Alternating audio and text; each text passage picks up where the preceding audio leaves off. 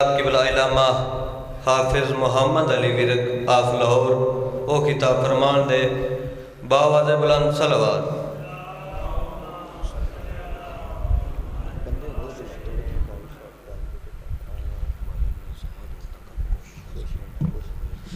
مہربانی کر کے جڑے دوست باپ پیچھے ہو تھوڑے اگے کے آ جاؤ، مہربانی کر کے تھوڑے اگے والے اگے کے ہو جاؤ۔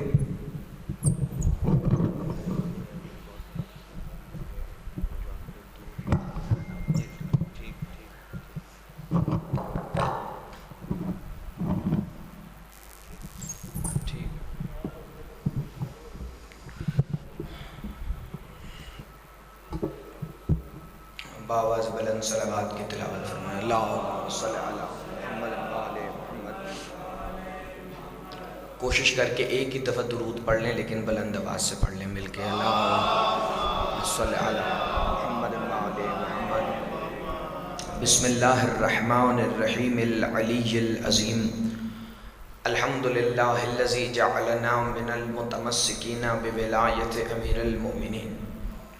الحمدللہ الذی ہدانا لہذا وما کننا لنہتدی لولا ان ہدانا اللہ لقد جاءت رسل ربنا بالحق۔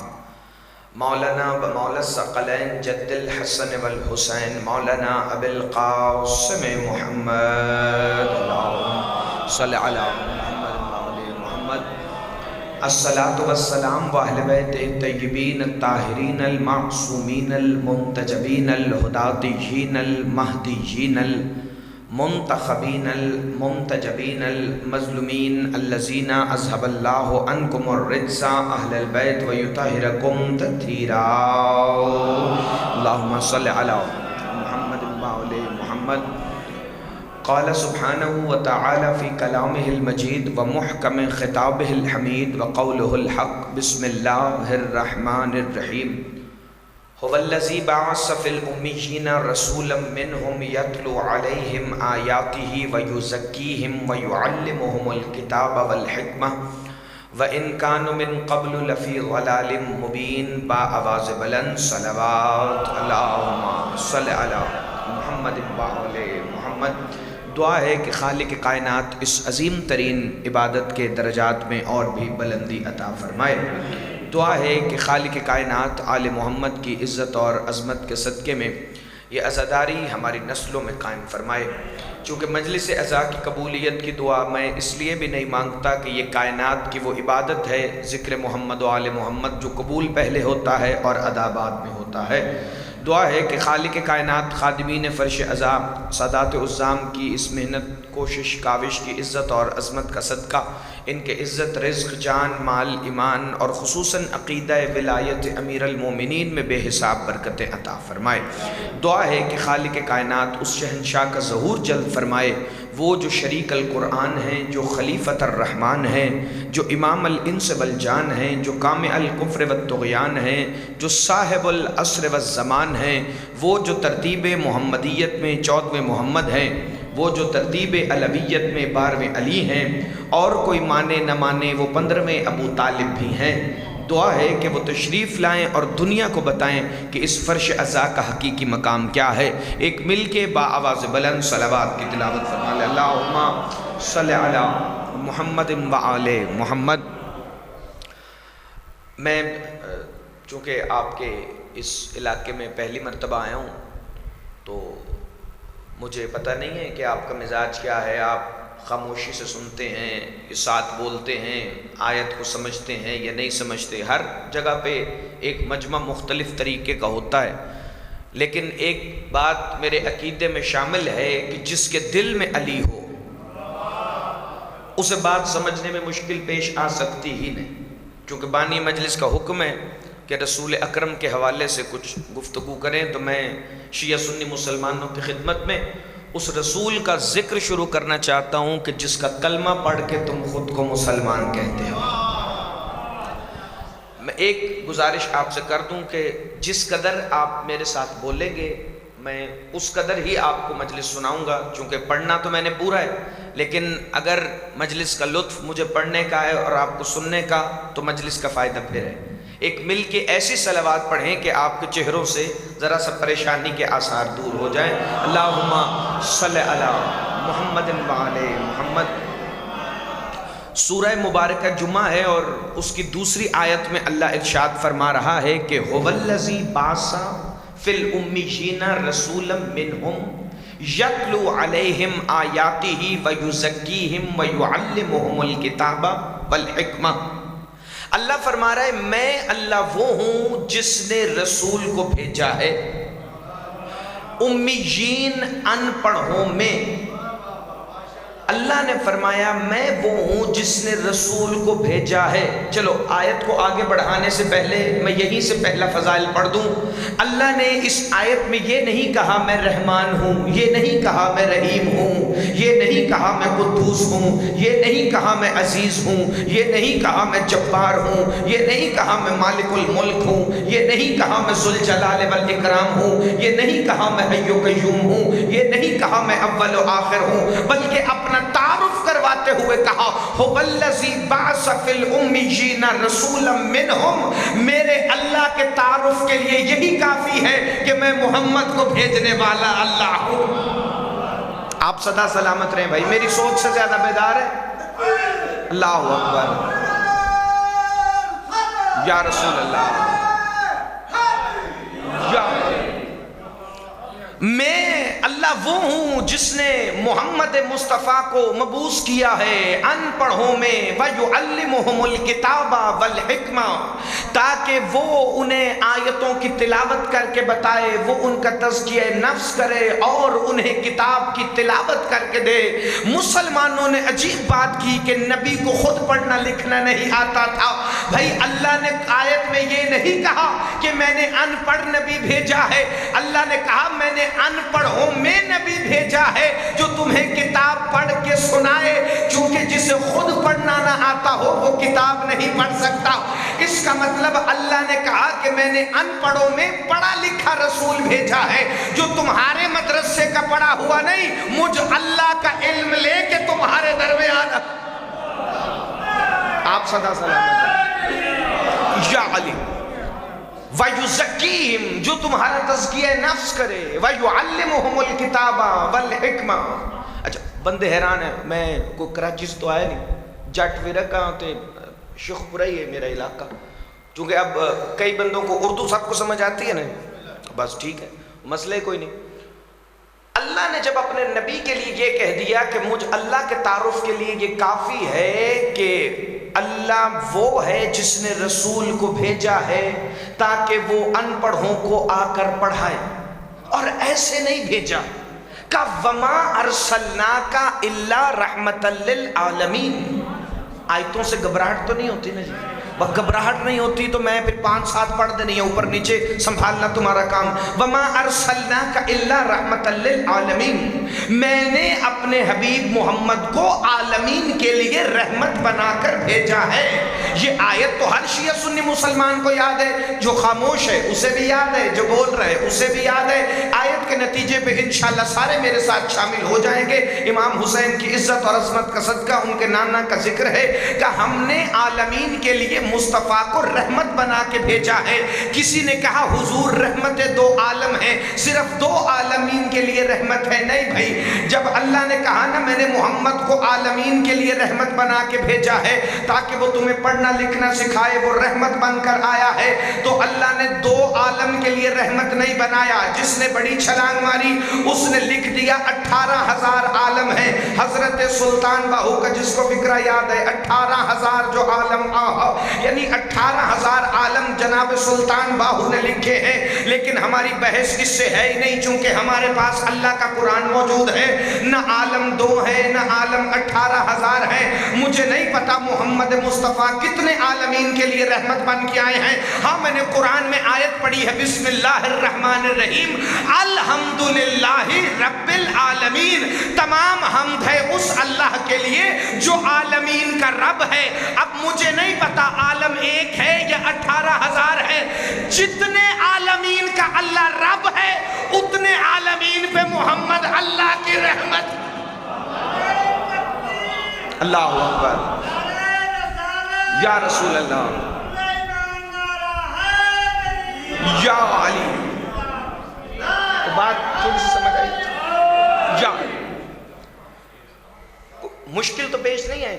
میں نے بڑی آسان گفتگو شروع کی، چونکہ ایک جملہ تمہیں میں مشکل سمجھانا چاہتا ہوں، اگر پہلے آسان سمجھ آ جائے، اور اگلا جملہ پڑھنے سے پہلے میں پھر آیت کا سہارا لیتا ہوں، چونکہ میں پہلی دفعہ تمہارے درمیان آیا ہوں. یہ نہ ہو کہ میں جاؤں اور پھر مجھ سے کہو کہ پتہ نہیں وہ علامہ صاحب کیا پڑھ کے گئے. میں کوشش کروں گا جو جملہ پڑھوں صاحب تمہیں قرآن کی آیت سے دلیل دوں، چونکہ ہم نے نام کے ساتھ حافظ ایسے نہیں لگایا، ہم صرف رٹا نہیں مارتے، ہم نے قرآن سے علی لیا ہے، ہم نے قرآن سے علی کو سمجھنے کی کوشش کی ہے، چونکہ میرے آپ کے چھٹے امام کا فرمان ہے قرآن اپنے مطلب ان پہ کھولتا ہے جن کے دل میں ہم ہوں، جن کے دل میں ہم نہیں ہوتے قرآن ان پر اپنے مطلب کو نہیں کھولتا. اسی لیے تو حضرت مالک اشتر نے صفین کے میدان میں دیکھا، جب یزید کے باپ کا لشکر نیزوں پہ قرآن اٹھا کے آ رہا تھا تو علی کے لشکر میں 6 بندے تھے جن کا ایمان کچھ کمزور تھا. وہ کہنے لگے سامنے تو نیزوں پہ قرآن آ گئے ہیں، اب ہم ان سے جنگ نہیں کریں گے. جس نے ماں کی جھولی سے علی ولی اللہ پڑھا ہو وہ جملہ نہ سمجھ سکے تو پھر قصور میرا نہیں، قصور اس بندے کا اپنا ہوگا. یہاں پر مالک اشتر نے کہا، بندے فوراً علی مولا کے پاس آئے، کہا مالک اشتر کہہ رہے یہ جو نیزوں پہ اٹھائے ہیں یہ قرآن نہیں ہیں، یہ کتابیں ہیں، حقیقت قرآن تو آپ ہیں جو خیمے کے اندر موجود ہیں. علی نے فرمایا ہاں، محمد مصطفیٰ نے کہا تھا القرآن مع علی و علی مع القرآن، قرآن علی کے ساتھ ہے، علی قرآن کے ساتھ ہے. تو اب جو علی کو چھوڑ کر قرآن اٹھائے وہ قرآن نہیں کوئی اور کتاب ہو سکتی. آپ صدا سلامت ہو. جو علی کو چھوڑ کر قرآن اٹھائے وہ قرآن نہیں کوئی اور شے تو ہو سکتی ہے. کہ یا علی آپ کا اور قرآن کا تعلق کیا ہے؟ میرے مولا علی نے فرمایا یاد رکھو مالک اشتر کی بات کو، وہ جو سامنے نیزوں پر ہیں وہ کتابیں ہیں، جو خیمے کے اندر ابو طالب کا بیٹا بیٹھا ہے وہ حقیقت قرآن ہے. کہ مولا تو یہ جو قرآن ہمارے گھر کی الماریوں میں موجود ہے جس کی ہم تلاوت کرتے ہیں، کہاں وہ قرآن صامت ہے یعنی چپ کیا ہوا قرآن ہے، میں قرآن ناطق ہوں یعنی بولتا ہوا قرآن ہوں. تو کہا آپ کا اور اس کا تعلق کیا ہے؟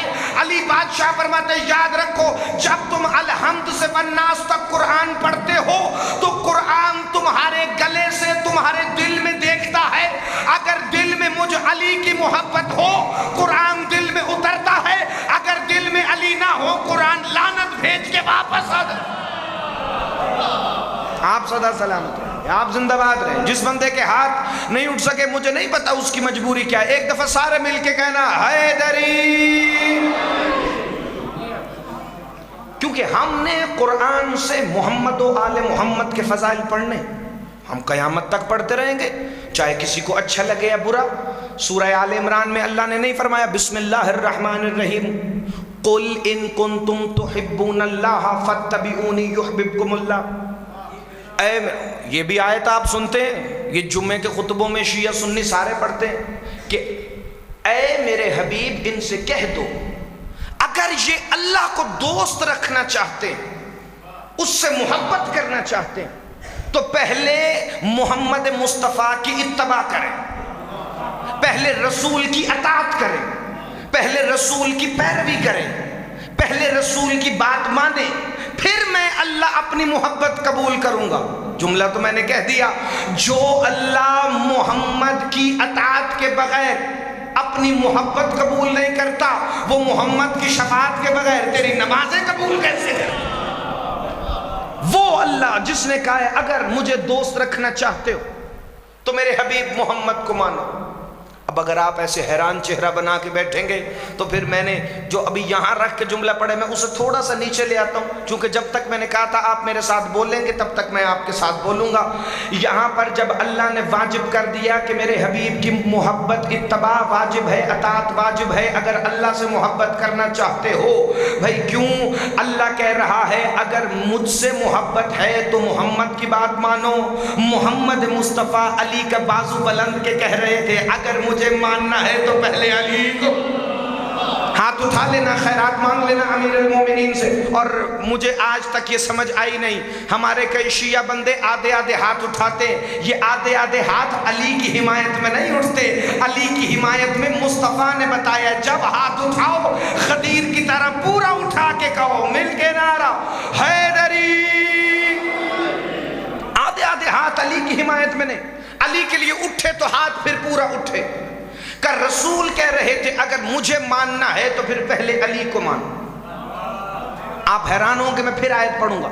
اللہ نے سورہ احزاب میں کہا النبی اولی بالمؤمنین من انفسہم، اس محمد کی اتباع اس لیے واجب ہے کہ یہ تم پر تمہاری جانوں سے زیادہ اختیار رکھتا ہے، تم پر تمہارے نفسوں سے زیادہ اختیار ہے میرے رسول کا۔ اچھا اللہ اگر مصطفیٰ کا اتنا اختیار ہے اور ان کی اتباع واجب ہے تو ہم رسول کی اتباع کیسے کر سکتے ہیں، نبی کی پیروی کیسے کر سکتے ہیں؟ تیرے سونے مدنی نو اسی کیویں منیے کہ جب ہم کہہ سکے کہ ہم نے رسول کی بات مانی ہے تو سورہ حشر میں اللہ نے آواز دے کے کہا بسم اللہ الرحمن الرحیم وما آتاکم الرسول فخذوہ وما نہاکم عنہ فانتہوا، یہ میرا حبیب محمد تمہیں جو دے وہ لے لینا، جسے روکے اسے رک جانا۔ زندہ باد بھائی، ہاتھ اٹھا لینا، خالی سر نہیں ہلانا۔ یہ میرا حبیب محمد تمہیں جو دے وہ لے لینا، جس سے روکے اس سے رک جانا۔ پھر کیا دیا رسول نے مسلمانوں کو؟ میرے سامنے سارے کلمہ پڑھنے والے بیٹھے جو رسول کا کلمہ پڑھ کے خود کو مسلمان کہتے ہیں۔ میرا سوال ہے تم سے، اور ضروری نہیں کہ جواب دو، سوال میں نے کیا جواب بھی میں دوں گا، بس اس کی تائید کر دیں۔ رسول نے جو آپ کو سب سے بڑی شے دی وہ کیا تھی؟ اللہ۔ رسول نے ہمیں اللہ دیا ہے نہیں۔ اب کسی کے عقیدے پہ تو چوٹ پڑنی چاہیے نہیں، اللہ نے خود کبھی کسی کو آ کے کہا کہ میں اللہ ہوں؟ نہیں، رسول نے بتایا نا کہ اللہ ہے۔ وہ نظر نہیں آتا لیکن اسے ماننا ضروری ہے۔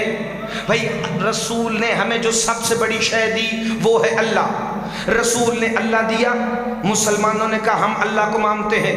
رسول نے بتایا کہ فرشتے ہیں، جبرائیل ہے، میکائیل ہے، اسرائیل ہے، اسرافیل ہے۔ تم نے فرشتے دیکھے تو نہیں لیکن تم نے مانا۔ رسول نے بتایا کہ 1.25 لاکھ نبی ہیں، تم نے آدم سے لے کے عیسیٰ تک نبی دیکھے تو نہیں لیکن تم نے مانا۔ جو رسول نے زبان سے کہہ دیا وہ تم نے مانا، جسے ہاتھ اٹھا کے دکھایا اسے نہیں مانا۔ مل کے بھائی سارے بولو حیدری۔ اچھا یہ آپ کے میں نے پاڑیاں والے میں پہلی دفعہ دیکھے بندے ایک دوسرے کی طرف دیکھتے ہیں، اگر ساتھ والا بندہ داد دے تو ہم دیں۔ نہیں بھائی داد مجھے تم سے چاہیے نہیں، چونکہ میرا پیغام پہنچ جائے یہی کافی ہو جائے گا۔ کہ جب رسول نے ہر چیز بتائی اور ہم نے زبان پہ اعتبار کر کے مانی تو پھر جس کا بازو بلند کر کے رسول کہہ رہا تھا یہ دیکھو من کنت مولا فہذا علی مولا، میں تمہیں علی بتا بھی رہا ہوں، تمہیں علی دکھا بھی رہا ہوں۔ نہیں بھائی میں تمہیں وجہ بتانے لگا ہوں کہ وجہ کیا بنی تھی، چونکہ مسلمانوں نے رسول کو ماننا ہے صرف اپنے فائدے کے لیے۔ جتنا محمد اپنے فائدے میں تھا اتنا تم نے مانا ہے، جتنا تمہارے فائدے میں نہیں تھا تم نے رسول کو نہیں مانا۔ کسی شیعہ سنی مسلمان کو میری بات بری لگے تو میں پہلے معافی مانگتا ہوں، لیکن دلیل دینے لگا ہوں قرآن سے۔ اللہ نے قرآن میں کہا تھا وَمَا خَلَقْتُ الْجِنَّ وَالْإِنسَ إِلَّا لِيَعْبُدُونَ، میں نے جنوں اور انسانوں کو عبادت کے لیے خلق کیا ہے۔ اب عبادت کی تم نے اپنی اپنی تعریف کر لی، چونکہ اللہ نے عبادت کا حکم دیا ہے، یہ نہیں بتایا کہ عبادت کرنی کیسے ہے۔ اللہ نے کہا نماز پڑھنی ہے، اللہ نے کہا روزہ رکھنا ہے، لیکن نبی نے بتایا نمازیں 5 ہیں، فجر کی رکعتیں اتنی ہیں، ظہر کی اتنی ہیں، مغرب کی اتنی ہیں، عصر اور عشاء کی اتنی ہیں۔ یہاں پر رسول نے بتایا روزے کا وقت یہ ہوگا یہ نہیں ہوگا، اس وقت روزہ رکھنا ہے، اس حالت میں روزہ چھوڑنا ہے۔ چونکہ اللہ نے عبادت کا حکم دیا، نبی نے تمہیں بتایا کہ یہ بھی عبادت کرو، یہ بھی عبادت کرو، یہ بھی عبادت کرو۔ مثال کے طور پر نبی نے کہا نماز پڑھو، ہم نے بھی پڑھی تم نے بھی پڑھی۔ نبی نے کہا روزہ رکھو، ہم نے بھی رکھا تم نے بھی رکھا۔ نبی نے کہا حج کرو، ہم نے بھی کیا تم نے بھی کیا۔ نبی نے کہا زکوٰۃ دو، ہم نے بھی دی تم نے بھی دی۔ نبی نے کہا جہاد کرو، ہم نے بھی کیا تم نے بھی کیا۔ اب ہم میں اور باقی مسلمانوں میں فرق کیا ہے؟ یہ علی کی ولایت کو دل میں رکھنے والے رسول کو زیادہ کیسے مانتے ہیں؟ اس لیے کہ تم نے صرف وہ عبادتیں کی جو تمہیں رسول نے کہا، نماز حج روزہ زکوٰۃ لیکن ہم نے وہ عبادتیں بھی کی جو رسول نے اس کے علاوہ بتائیں، وہ ہم نے کی ہیں، باقی مسلمانوں نے نہیں کی۔ سوال کرو ہم نے باقی عبادتیں کون سی کی؟ بھائی نبی منبر پہ کہہ رہے تھے انظر علی وجہ علی عبادت، علی کا چہرہ دیکھنا عبادت۔ مل کے سارے بولو بھائی یا علی۔ آپ زندہ باد بھائی، آپ صدا سلامت ہیں۔ نہیں کئی ایک دو بندے ہیں جن کے چہرے کا رنگ ویسے آ جا رہا ہے، دیکھیں پڑھ تو میں رہا ہوں، آپ کو پریشانی ہونی نہیں چاہیے، میں آیت سے دلیل دینے لگا ہوں۔ نبی نے کہا علی کا چہرہ دیکھنا عبادت ہے، نبی نے کہا نماز عبادت ہے۔ اب تم نے نماز والی عبادت تو کر لی، علی والی کیوں نہیں کی؟ تو پتہ چلا رسول کو آدھا ماننا ہے آدھا نہیں ماننا۔ اچھا ایک بندے نے آ کے رسول اکرم سے پوچھا یا رسول اللہ علی کا چہرہ دیکھنا عبادت ہے؟ ہاں، تو اگر ہم علی کا چہرہ نہ دیکھ سکے، علی کی شہادت کے بعد عبادت کرنا چاہیں، رسول نے فرمایا علی کے بارے میں بہانہ قبول نہیں، ذکر علی عبادہ، علی کا ذکر عبادت ہے۔ نہیں آدھے بندوں کے ہاتھ اٹھے کہ اپنے صاحب آدھوں کے نہیں اٹھے، میں اگلا جملہ پڑھنے لگا ہوں پھر ان کے چہرے دیکھنے لگا ہوں۔ انظر علی وجہ علی عبادہ، نہ دیکھ سکو ذکر علی عبادہ۔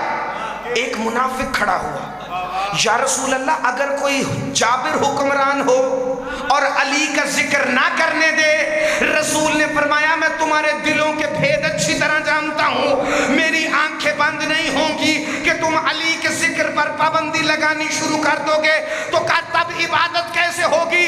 رسول نے فرمایا علی کا چہرہ دیکھنا عبادت ہے، نہ دیکھ سکو تو علی کا ذکر عبادت ہے، اور اگر کوئی علی علی نہ کرنے دے، حب علی عبادت، علی کی محبت بھی عبادت۔ آپ صدا سلام، آپ زندہ باد رہے۔ یا علی کی محبت بھی، اب کرو بہانہ بھائی، چہرے دیکھنے کے لیے بہانہ ہے کہ علی شہید ہو گئے، ذکر کے لیے بہانہ ہے کہ مجلسوں پہ پابندی ہے، اب محبت کے لیے کیا بہانہ ہو کہ ہم دل میں علی نہیں رکھ سکتے؟ ہاں دل میں علی نہ رکھنے کے لیے ایک ہی بہانہ ہے، ماں باپ ہی اچھے نہ ہوں تو دل میں علی نہیں آیا کر۔ آپ صدا سلامت رہے، مل کے سارے بولو حیدری۔ رسول اکرم نے، اللہ نے فرمایا جو میرا نبی دے وہ لے لو، جس سے نبی روکے اس سے رک جاؤ۔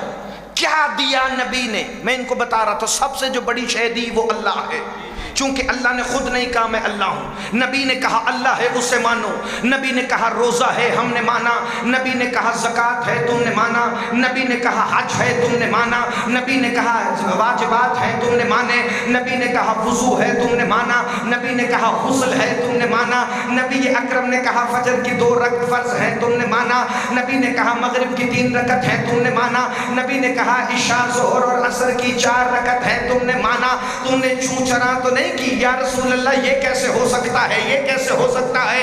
نبی نے کہا حقوق العباد ہیں تم نے وہ بھی مانے، نبی نے کہا چھوٹوں سے پیار کرو تم نے مان لیا، نبی نے کہا بڑوں کا ادب کرو تم نے مان لیا، نبی نے کہا ماں باپ کا احترام کرو تم نے مان لیا، نبی نے کہا اساتذہ کی عزت کرو تم نے مان لیا، نبی اکرم نے کہا شلوار ٹخنوں سے اوپر رکھو تم نے رکھی، نبی نے کہا درمیان سے مانگ نکالو تم نے نکالی، نبی نے کہا فجر کے وقت مسواک کرو تم نے دن میں 5 مرتبہ کر لی۔ اللہ جانے جو نبی کے کہنے پر مسواک کر رہے تھے انہیں خدیر میں کیا موت پڑی، جو محمد مسواک دے رہا تھا وہی تو تمہیں علی دے رہا تھا۔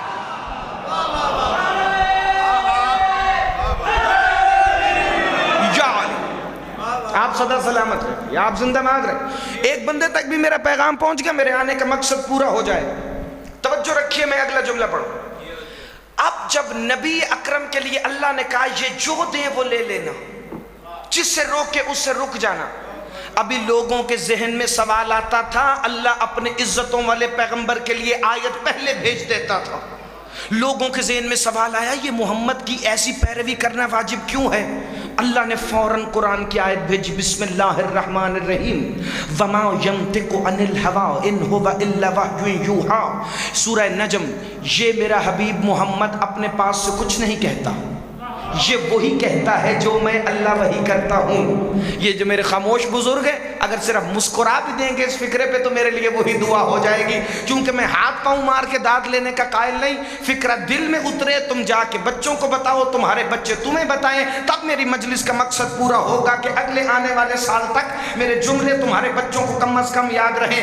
جب اللہ نے یہ دلیل بھیج دی کہ محمد کی بات اس لیے ماننی ہے چونکہ محمد کی بات صرف محمد کی بات نہیں بلکہ مجھ اللہ کی بات ہے، اگر رسول کے فضائل یہاں پہ رک جاتے تو ہم بھی فضائل کو یہاں روک لیتے، لیکن میرے عزتوں والے پیغمبر کے فضائل یہاں رکے نہیں۔ سورہ انفال میں اللہ نے آواز دے کے کہا وَمَا رَمَيْتَ إِذْ رَمَيْتَ وَلَكِنَّ اللَّهَ رَمَا، اے محمد یہ جو کنکریاں کافروں پر آپ نے پھینکی ہیں یہ آپ نے نہیں، یہ مجھ اللہ نے پھینکی ہیں، یہ مجھ اللہ نے پھینکی ہیں۔ بھائی منتظر ان کے چہرے بھی دیکھنا اور پھر میرے جملے کا ان کا وزن کرنا بھی دیکھنا، یعنی اللہ نے کہا جو میرا رسول کہتا ہے وہ یہ نہیں میں اللہ کہتا ہوں، جو میرا رسول کرتا ہے وہ رسول نہیں وہ میں اللہ خود کرتا ہوں۔ مجھے سمجھ آ گئی اب جو محمد کہہ رہے تھے نا حسین منی، وہ محمد نہیں اللہ کہہ رہا تھا، اور جو نبی بازو بلند کر رہے تھے وہ صرف نبی نہیں اللہ خود علی کا بازو۔ آپ زندہ باد رہو یا علی یا علی۔ آپ کی کیا بات ہے، آپ کے سننے کی کیا بات ہے؟ اجازت ہو تو میں یہیں سے ایک ربط دے کے جملہ پڑھ۔ نبی نے جو بازو اٹھایا وہ عام بازو نہیں تھا، وہ ہاتھ جو نبی نے پکڑ کے دکھایا وہ عام ہاتھ نہیں تھا، وہ ید اللہ تھا، وہ دست خدا تھا۔ کیوں؟ اللہ نے قرآن میں کہا ہے میں نے آدم کو بنایا اپنے دونوں ہاتھوں سے۔ اچھا صرف ہاتھوں کا ذکر نہیں آیا، جو میرے اہل سنت دوست بیٹھے ہیں وہ اگلی آیتوں پہ توجہ کریں۔ اللہ نے قرآن میں اپنے ہاتھوں کا ذکر کیا، آنکھوں کا ذکر کیا اور چہرے کا ذکر کیا۔ اب ان تینوں پہ میں ایک ایک آیت پڑھتا ہوں۔ خلقتہ بیدیہ، میں نے آدم کو بنایا اپنے دونوں ہاتھوں سے۔ بات ہاتھوں تک ہوتی تو ہم کہہ دیتے کہ اللہ نے اپنی قدرت کا ذکر کیا ہے، وہ ہاتھ نہیں رکھتا، اور واقعی اللہ ہاتھ نہیں رکھتا، وہ اللہ الصمد ہے، وہ بے نیاز ہے، ہاتھوں سے بے نیاز، آنکھوں سے بے نیاز، زبان سے بے نیاز۔ یہ الگ بات ہے وہ کسی کو کہہ دے تو ید اللہ بھی ہے، تو عین اللہ بھی ہے، تو وجہ اللہ بھی ہے، تو لسان اللہ بھی ہے۔ عقیدہ میرے ساتھ ملے تو بولنا، عقیدہ ساتھ ملے تو نہ ملے تو زبان کو زحمت دینے کی کوشش کرنا ہی نہ، کیونکہ اللہ نے قرآن میں کہا سورہ یونس بسم اللہ الرحمن الرحیم وَأُصْنِعَ الْفُلْكَ بِأَعْيُنِنَا وَوَحْيِنَا، یہ 18ویں یا 19ویں آیت ہے جو میں اس مجلس میں پڑھ رہا ہوں۔ اگر بندوں نے قدر نہ کی تو مجھے بڑا دکھ لگے گا کہ قرآن فہمی کا شوق ہماری قوم سے ختم ہوتا جا رہا ہے۔ وَأُصْنِعَ الْفُلْكَ بِأَعْيُنِنَا وَوَحْيِنَا، اے نوح جب کشتی بنانا میری وحی کے مطابق میری دونوں آنکھوں کے سامنے۔ آپ صدا سلامت رہیں بھائی، پچھلے بندے نہ بھی بولیں تو فرق کیا پڑتا ہے؟ دونوں آنکھوں کے سامنے کشتی بنانا، آنکھوں تک بات آ گئی، لیکن سورہ رحمان میں حد ہو گئی اللہ کی۔ یہاں پہ ایک دفعہ میرے مالک نے لامحدود اللہ نے اپنے چہرے کا ذکر کرتے ہوئے کہا بسم اللہ الرحمن الرحیم کل من علیہا فان، ہر شے فنا ہو جائے گی، وَيَبْقَ وَجْهُ رَبِّكَ ذُو الْجَلَالِ وَالْإِكْرَامِ، لیکن تمہارے رب کا چہرہ باقی رہے گا، جو جلال والا بھی ہے، جو اکرام والا بھی ہے، جو جلال والا بھی ہے، جو اکرام والا بھی ہے۔ بھائی اللہ نے کہا میرے ہاتھ بھی ہیں جس سے میں آدم کو بناتا ہوں، میرا چہرہ بھی ہے جو ہمیشہ باقی رہے گا، میری آنکھیں بھی ہیں جن کے سامنے نوح تم اپنی کشتی بنانا۔ اللہ تو بے نیاز ہے، نہ اسے ہاتھوں کی ضرورت، نہ اسے چہرے کی ضرورت، نہ اسے آنکھوں کی ضرورت۔ پھر یہ کون سی آنکھیں ہیں، کون سا چہرہ ہے، کون سا ہاتھ ہے جس کا ذکر اللہ قرآن میں کر رہا ہے؟ بھائی دو ہی طریقے ہیں مسلمانوں کے پاس، یا تو سارے شیعوں کو قتل کر دو، وہ تم کر نہیں سکتے۔ دوسرا طریقہ تمہیں میں بتا دیتا ہوں، جب تک یہ آیت قرآن میں موجود ہے یا ہاتھوں والا اللہ دی دکھا دو یا اللہ والے ہاتھ دکھا دو یا آنکھوں والا اللہ دکھا دو یا اللہ والی آنکھیں دکھا دو یا اللہ والا چہرہ دکھا دو یا چہرہ والا اللہ دکھا دو. اگر مسلمان کو نہیں ملتا تو میں تجھے حضرت عمر کے دربار میں دکھا دیتا ہوں. ایک بندہ آیا حضرت کے پاس, خلیفہ دوم کے پاس, اور آ کے کہنے لگا اے خلیفۃ المسلمین مجھے علی نے تھپڑ مارا ہے. کہا کیوں مارا ہے؟ اہل سنت کی کتاب ہے ریاض النظرہ فی مناقب اشر مبشرہ. کہنے لگا علی کہتے ہیں میں طواف کعبہ کرتے ہوئے عورتوں کی طرف دیکھ رہا تھا. علی نے ایک دفعہ روکا, بندہ نہیں رکا, دوسری دفعہ روکا, نہیں رکا, تیسری دفعہ روکا, جب نہیں رکا نا مولا علی نے ایسا تھپڑ مارا جیسے ہجرت کی رات ابو جہل کے منہ پہ مارا تھا. بندہ حضرت عمر کو جا کے کہتا ہے خلیفہ مجھے علی نے تماچا مارا ہے, میں شکایت کرنے آیا ہوں. ابھی اس نے یہ جملہ کہا تھا, حضرت عمر نے ہاتھ اٹھا کے ایک اور تھپڑ مارا اور تھپڑ مار کے کہا خبردار تو علی کی شکایت کرنے آیا ہے, تجھے اللہ کی آنکھ نے دیکھا ہے, تجھے اللہ کے ہاتھ نے مارا. آپ صدا سلامت, آپ زندہ باد. مل کے سارے بولو حیدری. تو دلیل سے بات ہونی چاہیے. لڑائی جھگڑا کسی مسئلے کا حل ہوتا نہیں. ہم رسول اللہ کے فضائل پڑھیں, ہم شان رسالت ایسے پڑھیں گے جیسے کسی کا باپ بھی نہیں پڑھ سکتا. کیوں؟ اس کی وجہ ہے چونکہ ہم نہ جمعرات کو صدقے کی روٹیاں لیتے ہیں, نہ جمعے کے خطبے میں علی کو پھونکتے ہیں. جو جمعرات کی رات کو صدقے کی روٹیاں کھا کے جمعے کے خطبے میں علی بادشاہ کو, محمد کو اپنے جیسا بشر کہے, وہ تمہیں نہیں بتا سکتا کہ عزت محمد کیا ہے. نبی اکرم نے علی کا جو ہاتھ بلند کیا, بات وہی تھی جہاں میں ختم کرنے لگا ہوں. جو ہاتھ بلند کیا عام ہاتھ نہیں تھا, وہ دست قدرت تھا, وہ دست ید اللہ ہی تھا. ایک دفعہ علی کا بازو بلند کرنے سے پہلے, من کنت مولا کہنے سے پہلے, رسول اکرم نے پالانوں کے منبر پہ کھڑے ہو کے ایک جملہ کہا. تم نے غدیر بڑی دفعہ سنی ہوگی, ایک جملہ تمہیں میں سنانے لگا ہوں. اگر جملہ پہلی دفعہ سنو تو پھر اتنی تو داد دے دینا جتنا میرا حق بنتا ہے. نبیوں کے سلطان نے علی کی ولایت کا اعلان کرنے سے پہلے بھائی منتظر ایک دفعہ 1.25 لاکھ صحابہ کرام کے مجمع کو دیکھا اور دیکھ کے کہا ایھا الناس, بتاؤ میں محمد کس کس کا مولا ہوں. خالی نعت خوانی میں فجر کے وقت سبحان اللہ کہنا آسان ہے, ذکر علی میں بولنا مشکل ہے. میں نے کبھی کسی کو کہا ہی نہیں کہ تو اتنا بول اور اتنا نہ بول. کیوں؟ اس کی وجہ ہے. اس کی وجہ یہ ہے کہ بندہ مجلس میں بادشاہ کے ذکر پر اتنا بولے گا جتنا وہ چاہتا ہے علی قبر میں میرے لیے بولے. تم کم بولو تمہاری اپنی مرضی, تم زیادہ بولو تمہاری اپنی مرضی. رسول نے فرمایا, فکر یہ آخری فضائل کے سید راضی رہیے گا, حکم کی تعمیل ہو گئی اور مجلس بھی انہی فکروں پر مکمل ہو. رسول نے من کنتو مولا سے پہلے پوچھا تھا ایھا الناس, بتاؤ میں محمد کس کس کا مولا ہوں. منبر حسین کی قسم, اس سے بڑا فکرہ عزت رسول کا اس لمحے میں میرے دامن میں نہیں. اس کے بعد آ جائے تو وہ رسول کا اپنا کرم ہے. حضرت سلمان محمدی سیدہ کی دہلیز پہ دن میں 5 مرتبہ اپنی داڑھی سے آیہ تطہیر لکھنے والا سلمان ایک دفعہ کہتا ہے مجھے عزت سیدہ کی قسم, جب رسول نے غدیر کے میدان میں پوچھا نا لوگوں بتاؤ میں کس کس کا مولا ہوں, اس سے پہلے کوئی صحابی بولتا خانہ کعبہ کے خلاف سے آواز آئی, یا رسول اللہ آپ میرے مولا. جس کا ہاتھ اٹھ کے وہ بندہ زندہ باد ہے. یا رسول اللہ انت مولا, یا رسول اللہ آپ میرے مولا ہیں. سلمان کہتا ہے ابھی خانہ کعبہ کے خلاف کی آواز بند ہوئی تھی کہ حجر اسود نے کہا آپ میرے مولا ہیں. جی کسی نے حج کیا یا کوئی عمرے والا بیٹھا ہو, کسی نے خانہ کعبہ کی زیارت کی ہو, ایک دفعہ ذرا ہاتھ کھڑا کر دے.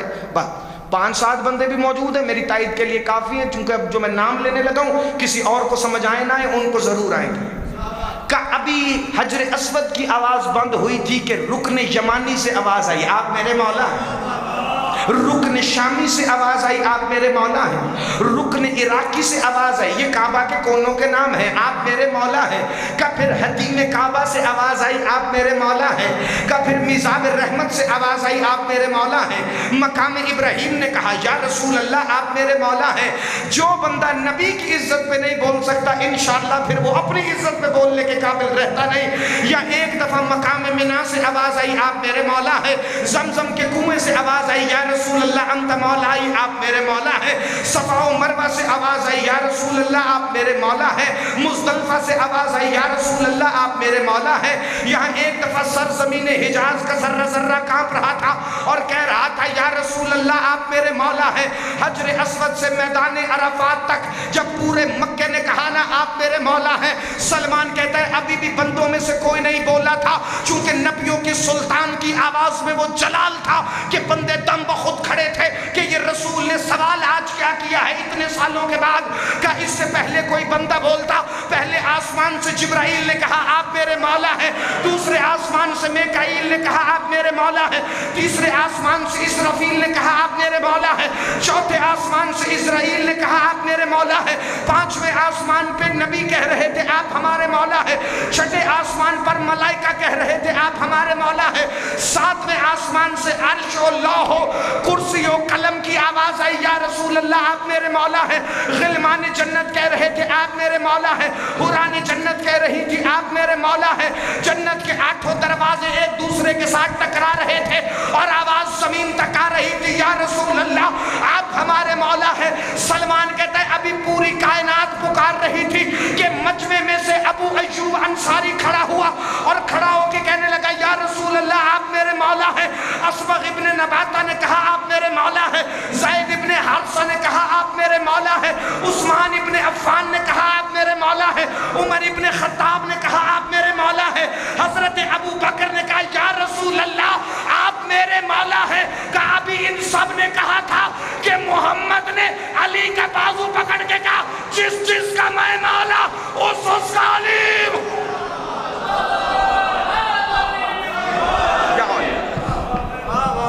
آپ جی ہیں بھائی، آپ صدا سلامت رہے، آپ کے سننے کی کیا بات، جس کی ولایت کا اعلان مصطفیٰ نے مجمع میں کیا، اس کی بیٹیوں کو مسلمانوں نے شام کی بھیڑ میں مارا۔ صاحب مجھے 5-7 منٹ پڑھنے، تمہاری ذہن اگر ساتھ مل گئے تو پھر اتنی عبادت ہو جائے گی کہ میرا پورا سفر عبادت میں گزرے گا اور تمہاری آج کی پوری رات۔ یا ایک دفعہ نبی نے جس دست ید اللہ کو بلند کیا تھا نا، اس ید اللہ کی بیٹیوں کے ہاتھ شام کے بازار میں بدل گئے۔ سید بیٹھے ہیں یہاں پہ، سارے سادات کا گاؤں ہے، جتنے سادات ہیں جتنے امتی ہیں، تم سب نے ایک لفظ سنا ہے کہ میرے آپ کے چوتھے امام مولا سجاد خون روتے تھے اور زبان سے کہتے تھے الشام۔ لیکن ایک لفظ پڑھنا چاہتا ہوں جو ممبر سے بڑا کم پڑھا جاتا ہے، خالی الشام نہیں کہتا تھا میرا مولا سجاد، کہتا تھا الامان من الشام، میں شام سے اللہ کی امان مانگتا ہوں۔ ابن منذر مدائنی نے رو کے کہا سجاد آپ جیسا امام اور ایک ملک سے امان مانگ رہا ہے، کہ نہیں، شام ایک ملک کا نام نہیں، ایک ستمگروں کی نگری کا نام ہے، کیونکہ جو ہمارے ساتھ کوفہ اور شام میں ہوئی ہے وہ سجاد کبھی بھلا سکتا ہی نہیں۔ کہ مولا کوفہ میں کیا ہوا؟ کہ کوفہ میں میری پپیاں بڑا روئیں، شام تک ان کے آنسو خشک ہو گئے تھے۔ کہ مولا شام سے بھی زیادہ ظلم کوفہ میں؟ کہ نہیں، ظلم کوفہ میں زیادہ نہیں ہوا، لیکن ارمان اس بات کا ہے کہ کوفہ والوں کو پتا تھا جنہیں پتھر مار رہے ہیں وہ علی کی بیٹی۔ ہائے کر لینا سارے، کیونکہ میرے تمہارے چھٹے امام کا فرمان ہے اگر مجلس میں بیٹھ کے ہمارے مصائب پہ گریہ نہ ہو تو اپنی مصیبت کو یاد کر کے رو لینا، لیکن جو جملے میں پڑھنے لگا ہوں اس کے بعد تمہیں اپنی مصیبت یاد رہے گی نہیں، چونکہ جو ان جملوں کا راوی ہے نا ابن منذر مدائنی، وہ کہتا ہے میں نے ایک دن دیکھا میرا مولا سجاد اتنا خون رو رہا تھا کہ گھر کے پرنالے سے خون کے چھینٹے مدینے کی گلی میں آ رہے تھے کہ ایک دفعہ کسی نے مجھ سے سوال کیا کیا مدینے والے اپنی چھتوں پر جانور ذبح کرتے ہیں؟ کیا جانور ذبح نہیں کرتے؟ حسین کا زخمی محالی بیٹا چھت پہ بیٹھ کر اپنے بابا کی قبر کی طرف منہ کر کے خون رو رہا ہے، لیکن ہائے حسین کہہ کے نہیں، ہائے شام کہہ کے سجاد خون رو رہا ہے۔ ابن منذر دوڑتا ہوا گیا، غلام نے دروازہ کھولا، یہ کہتا ہے کہاں ہے میرا تیرا مولا سجاد؟ کہاں ہو سکتا ہے؟ اپنے مسلح پہ بیٹھا ہے، کبھی پھپھی کی چادر کو یاد کر کے روتا ہے، کبھی اکبر کے جگر کو یاد کر کے روتا ہے، کبھی اس 4 سال کی بہن کو یاد کرتا ہے جسے باپ کے جنازے سے ایسے گرفتار کیا گیا کہ جیسے جانوروں کے گلے میں بھی رسی نہیں باندھی جاتی۔ ابن منذر اجازت لے کے آیا، میرے مولا سجاد مسلح سے اٹھنے لگے تھے کہ ابن منذر تشہد میں ایسے بیٹھ گیا سید سجاد کے سامنے اور ہاتھ باندھ کے کہتا ہے مولا آپ کیوں رو رہے ہیں؟ کہ شام کو رو رہا ہوں۔ کہ مولا یہ شام میں ایسا کیا ہو گیا تھا؟ یاد رکھنا جملہ تمہیں وہ سنا کے جانے لگا ہوں جو تمہیں قبر کی آخری رات تک یاد رہے۔ مولا سجاد نے کہا ابن منذر شام میں ہم پر 6 ظلم ایسے ہوئے تھے، اگر وہ ظلم اس کائنات پر ہو جائیں وہ کائنات ختم ہو جاتی، لیکن ہم جبل صبر بن کے ان مظالم کو برداشت کرتے رہے۔ ابن منذر کہتا ہے مولا کیا آپ مجھے وہ سنا سکتے ہیں؟ جانتے ہو یہ میں تمہید کا فکرہ کیوں پڑھ رہا ہوں؟ کئی بندوں کی آنکھیں ہیں پتھرائی ہوئی۔ مولا نے فرمایا ابن منذر وہ 6 جملے سننے سے پہلے اپنی آستینوں کو الٹ لے، اپنے گریبان کو چاک رکھ لے، جس کے کف ذرا بند ہے تھوڑی دیر کے لیے کھول لینا چونکہ ان جملوں پہ حکم ہے تمہارے امام کا۔ کہ اچھا مولا کھول لیا۔ کہ ابن منذر گریبان چاک کر۔ ابن منذر نے جو ہی کرتے کے بٹن کھولے نہ میرے مولا سجاد نے خاک مدینہ اٹھا کر ابن منذر کے سر میں ڈالی۔ کہ اب لگ رہا ہے نا میرے بابا حسین کا عزادار، اب میں تجھے وہ 6 جملے سناؤں گا جو شام میں ہم پر ظلم ہوئے تھے۔ عزاداروں جس کے دل کی جگہ پتھر نہیں نہ گوشت کا ٹکڑا ہے وہ ہائے لازمی کرے گا۔ کہ ابن منذر پہلا ظلم یہ ہوا تھا کہ جب میرے باقر و سکینہ ہم سے دور چل رہے ہوتے تھے تو ظالم نیزے مارتے تھے اور نیزے مار کے کہتے تھے ذرا سجاد کے ساتھ چلو، چونکہ جو تازیانہ میری پشت پر لگتا تھا وہ آدھا کبھی سکینہ کو لگتا تھا، کبھی باقر العلوم کو لگتا تھا۔ کہ ابن منذر دوسرا ظلم یہ تھا جب ہمارے بچوں کو بھوک اور پیاس لگتی تھی یہ بے غیرت صدقے کا کھانا اور صدقے کی کھجوریں پھینکتے تھے۔ ابن منذر کی آنکھوں میں آنسو آنا شروع ہوئے۔ کہ ابن منذر ابھی تو میں نے 2 مصائب پڑھے ہیں، تیری حالت غیر ہو گئی ہے۔ کہ مولا آپ سنائیے، آج میرا دل ہے کہ میں مصائب سنتا ہوا مر جاؤں لیکن حق ادا نہیں ہو سکتا۔ کہ ابن منذر تیسرا ظلم یہ تھا شام کی عورتیں چھتوں سے گرم پانی اور جلے ہوئے کپڑے میری پھپھی عالیہ کے سر پہ پھینکتے تھے، میری پھپھی کے سر پہ جلنے والے زخموں کے نشان بن گئے تھے۔ ابن منذر تڑپ کے اٹھنے لگا کہ نہیں آج بیٹھ جا، میرے شیعوں کو بتا دینا سجاد مرنے سے پہلے مر گیا تھا جب دمشق شہر کے اندر یہودیوں کے محلے میں میری پھپھیوں کو چادروں کے بغیر لے گئے۔ یہودی عورتوں کے سر پہ چادریں تھی، علی کی بیٹیوں کے سر پر چادر۔ اللہ مان اجرکم اللہ، سارے سینے پہ ہاتھ مار لینا، سارے کہہ لینا ہائے سجاد، ہائے شام، ہائے سجاد، ہائے شام۔ ابن منذر کہتا ہے مولا میں مر جاؤں گا۔ کہ ابن منذر تو مرے گا نہیں چونکہ یہ مصائب تو نے آگے سنانا ہے۔ کہ 5واں ظلم ہم پر یہ ہوا کہ شام کے اندر ایک میدان تھا جہاں پر غلام اور کنیزوں کی منڈی لگتی تھی۔ مجھے اور میری پھپھیوں کو 9 دن حرام زادوں نے ہاتھ باندھ کر اسی میدان میں کھڑا رکھا اور آوازیں دے کے کہتے تھے آؤ جس نے نوکر خریدنے ہو، آؤ جس نے کنیزیں خریدنی ہو۔ آزادارو یہ ابن منذر کہتا ہے مولا جلدی چھٹا مصائب پڑھ، یہ نہ ہو میری روح قبض کر لے۔ لیکن ایک دفعہ مولا نے کہا ابن منذر اب جو مصائب ہے اس پہ تیرا ہاتھ سینے پہ آ جائے، سر پہ آ جائے، پھر پرواہ نہیں، چونکہ سجاد سے بڑا مصائب تو کسی کا نہیں۔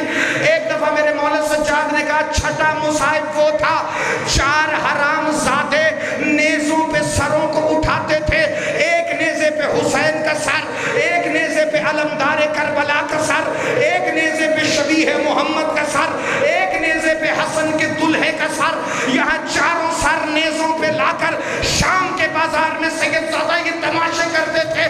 پھر زینب و کلثوم کے اونٹ کے سامنے آ کے کہتے تھے اب بلا حسین کو، اب بلا عباس کو، پھر چاروں سر نیزوں سے اتار کر شام کے بازار میں پھینک کر گھوڑوں کی ٹانکوں سے پامال کرتے تھے۔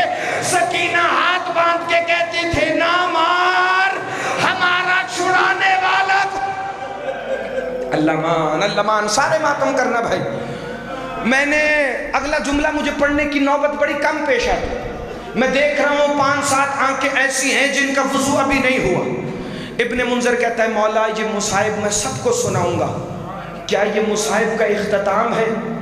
منبر حسین کی قسم مولا سجاد چیخ مار کے روئے، کہا نہیں ابن منذر یہ 6 وہ ہیں جو تم برداشت کر سکتے ہو۔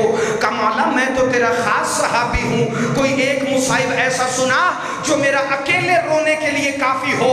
کہا پھر ابن منذر یاد رکھ میں 28 رجب کو مدینے سے نکلا، میں نے صبر کیا لیکن وہ مصائب مجھے بڑا لگا، لیکن اتنا بڑا نہیں جو میرے ساتھ شام میں ہوئی۔ میرا بابا میرے سامنے 13 ضربوں سے قتل ہو گیا، سجاد پھر بھی صبر کرتا رہا۔ میرے علی کی شکل والے چچا قاضی کے دونوں بازو کاٹ کے بے غیرت نیزوں پہ چڑھا کے میری پھپھیوں کو دکھاتے رہے، لیکن سجاد صبر کرتا رہا۔ میرے اکبر کا جگر برچھی کھا گئی، سجاد صبر کرتا رہا۔ میرے قاسم کے ٹکڑے بابا نے ایک ایک کر کے چنے، میں صبر کرتا رہا۔ میرے 6 مہینے کے بھائی کے گلے میں 3 پھال والا تیر مارا جس کا وزن اصغر کے وزن سے زیادہ تھا، لیکن سجاد صبر کرتا رہا۔ کوفہ میں سجاد نے صبر کیا، شام کے بازار میں میری پھپھیوں کے سروں کا خون ان کے چہروں پہ آ گیا، لیکن سجاد صبر کرتا رہا۔ شام کے بازار میں مجھے نانا کے صحابی ملتے رہے، میں ان کو دیکھ کے منہ چھپاتا رہا۔ میں نے صبر کیا،